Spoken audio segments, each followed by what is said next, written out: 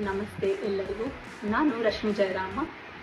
ಇಂದು ದೇವದೂತರ ಬಗ್ಗೆ ನಿಮ್ಮೊಂದಿಗೆ ಹಂಚಿಕೊಳ್ಳಲು ಬಯಸುತ್ತೇನೆ.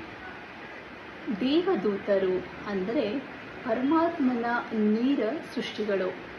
ದೇವದೂತರು ಸೂಕ್ಷ್ಮ ಲೋಕದಲ್ಲಿ ಇರುವ ದಿವ್ಯ ಶಕ್ತಿಗಳು. ಇವರು ಭೂಮಿಯಲ್ಲಿ ಜನಿಸುವವರಲ್ಲ, ಆದರೆ ಸದಾ ನಮ್ಮ ಜೊತೆಯಲ್ಲಿಯೇ ಇದ್ದು ನಮ್ಮನ್ನು ಮಾರ್ಗದರ್ಶನ ಮಾಡುತ್ತಾ ಕಾಪಾಡ್ತಾ ಇರ್ತಾರೆ. ಕೆಲವರು ತಮ್ಮ ಆಧ್ಯಾತ್ಮಿಕ ಸಾಧನೆಯ ಮೂಲಕ ದೇವದೂತರ ಮಟ್ಟಕ್ಕೂ ಏರಬಹುದು. ಹಾಗೆ ದೇವತೆಗಳು ಅವರು ಕೂಡ ಒಮ್ಮೆ ಮಾನವರೇ, ಆದರೆ ತಮ್ಮ ಸಾಧನೆಯ ಮೂಲಕ ದಿವ್ಯ ಸ್ಥಿತಿಗೆ ಏರಿದ್ದಾರೆ. ನಾವು ಮನಸಾರೆ ಪ್ರಾರ್ಥನೆ ಮಾಡಿದಾಗ ದೇವದೂತರು ಮತ್ತು ದೇವತೆಗಳು ಆಶೀರ್ವದಿಸ್ತಾರೆ. ಆ ಆಶೀರ್ವಾದಗಳು ಹೇಗೆ ಬರುತ್ತದೆ ಗೊತ್ತಾ?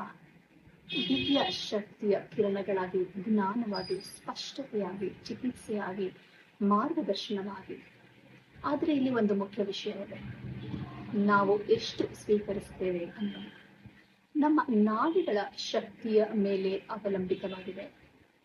ನಮ್ಮ ನಾಡಿಗಳು ಸ್ವಚ್ಛವಾಗಿದ್ದರೆ, ಸಮತೋಲನದಲ್ಲಿದ್ದರೆ, ಶಕ್ತಿಶಾಲಿಯಾಗಿದ್ದರೆ ನಾವು ಹೆಚ್ಚಿನ ದಿವ್ಯ ಶಕ್ತಿಯನ್ನ ಸ್ವೀಕರಿಸ್ತೇವೆ ಮತ್ತು ಫಲಿತಾಂಶಗಳು ಬೇಗನೆ ಬರುತ್ತೆ, ಶಕ್ತವಾಗಿ ಬರುತ್ತೆ. ಇಲ್ಲಿಯೇ ಶಕ್ತೀಕರಣ ಆರಂಭ ಆಗೋದು. ಶಕ್ತೀಕರಣ ಅಂದರೆ ನಮ್ಮೊಳಗಿನ ಶಕ್ತಿಯನ್ನ ಜಾಗೃತಗೊಳಿಸೋದು, ನಾಡಿಗಳನ್ನ ಶುದ್ಧಗೊಳಿಸೋದು ಮತ್ತು ದಿವ್ಯ ಶಕ್ತಿಯನ್ನ ಸ್ವೀಕರಿಸಲು ಸಿದ್ಧಗೊಳಿಸೋದು.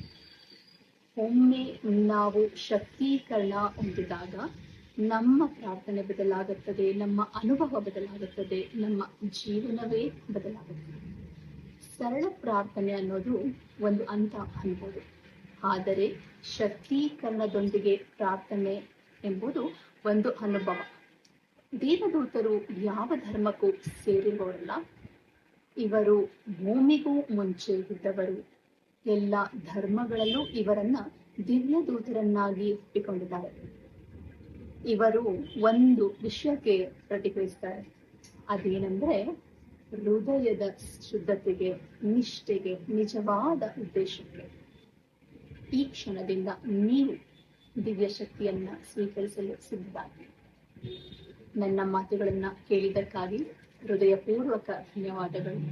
ನಿಮ್ಮ ಜೀವನದಲ್ಲಿ ಶಾಂತಿ ಬರಲಿ, ರಕ್ಷಣೆ ಇರಲಿ, ಸ್ಪಷ್ಟತೆ ದೊರಕಲಿ ಮತ್ತು ದಿವ್ಯ ಮಾರ್ಗದರ್ಶನ ಸದಾ ನಿಮ್ಮೊಂದಿಗಿರಲಿ. ಧನ್ಯವಾದಗಳು. ನಿಮ್ಮೆಲ್ಲರಿಗೂ ಹಾರ್ದಿಕ ಶುಭಾಶಯಗಳು.